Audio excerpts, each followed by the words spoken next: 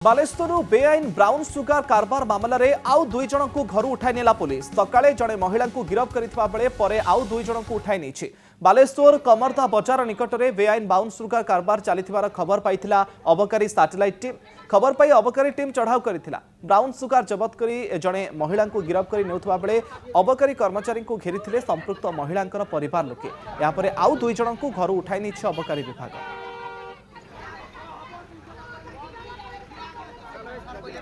Baleshwar बेआईन brown sugar कारबार मामलें आउ दुई जन को घर उठाई नेला पुलिस सकाळे जड़े महिला को गिरफ्त करथिबा बेले परे आउ दुई जन को उठाई नहीं। बालेश्वर कमरदा बजार निकट में बेआईन ब्राउन सुगार कारबार चलीथिबार खबर पाइथिला अबकारी टीम। आ खबर पाई टीम पक्षर चढ़ाऊ कर जड़े महिला को एथिरे गिरफ्त कर नियाजाउथबा बेले अबकारी कर्मचारी को घेरी संपृक्त महिला परिवार लोके। आउ दुई जन को घर उठाई नहीं अबकारी विभाग। बालेश्वर कमरदा बजार निकट में ये हूँ घटना। बेआईन ब्राउन सुगार कारबार चलीथिबार खबर पाई चढ़ाऊ करथिला अबकारी टीम।